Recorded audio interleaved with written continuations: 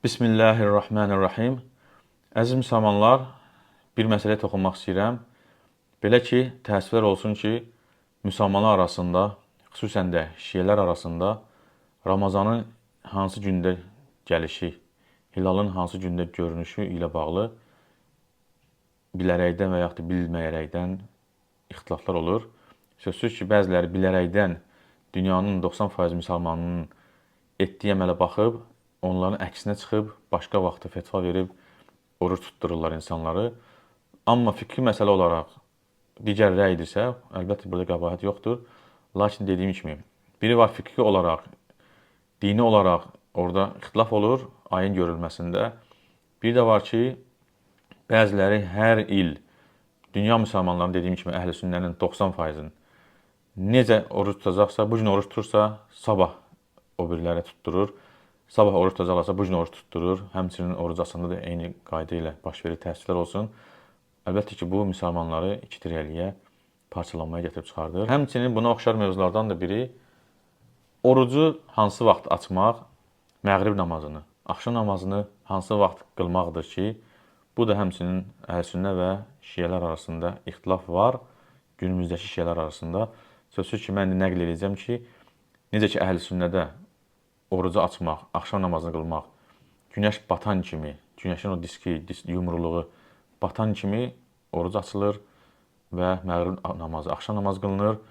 Mən sizə qeyd edəcəm ki, həqiqətən də nə qədər əhl-i-beyt imamlarından şiənin öz kitablarında rəvayətlər vardır ki, necə ki, əhl-i-sünnədə günəş batan kimi oruc tutulur, oruc açılır və iftar edilir və axşam namazı qılınır.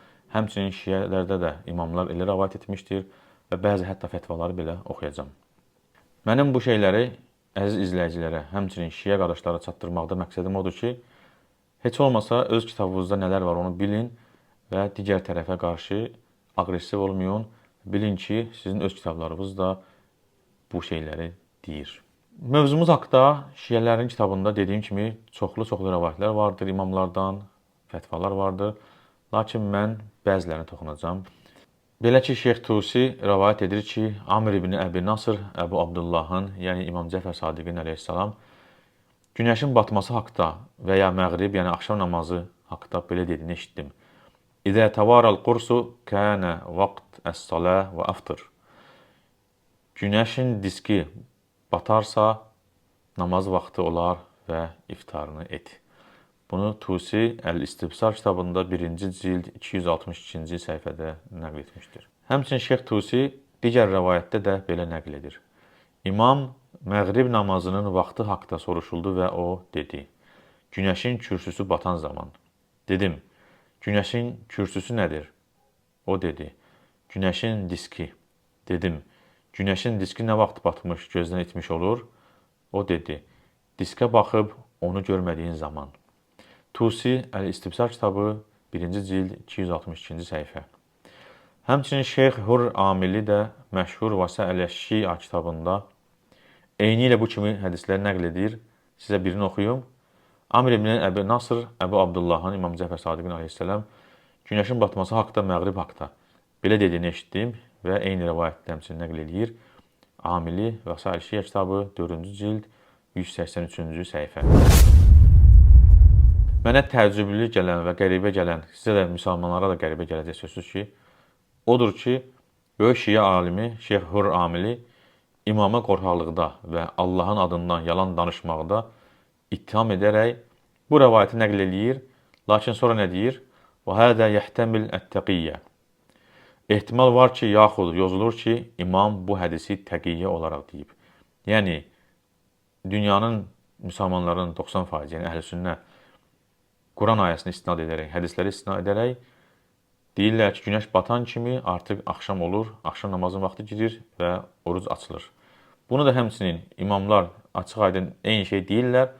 Lakin Şeyx Hur Amili çıxılmaz vəziyyətdə qalır. Ona görə deyir ki, bunu imam təqiyyə olaraq, qorxaraq, kimlərdənsə qorxaraq, gizlədərək, Allah adına yalan danışıb belə demişdir. Baxın, belə bir böyük şəxsiyyətləri, əhl-i-beyt imamlarını təqiyyədə qorxmaqda ittiham eləmək olarmı? Bəs deyirsiniz, bizlər heç o haqdan susmuruq, haqqımızı tələb edirik və s. və s. Bunu özünüzə rəva bilmirsinizsə, susmağı güya.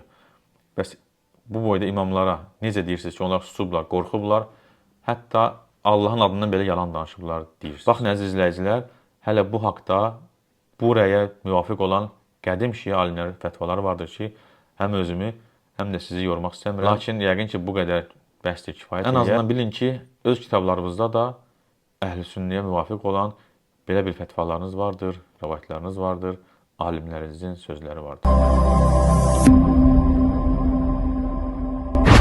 Quranın haqq olduğu onlara aydın olsun deyə biz öz dəlillərimizi onlara həm üfüqlərdə, həm də onların özlərində göstərəcəyik. Məyər Rəbbinin hər şeyə şahid olması kifayət deyilmi? Fusilət surəsi 53-cü ayə.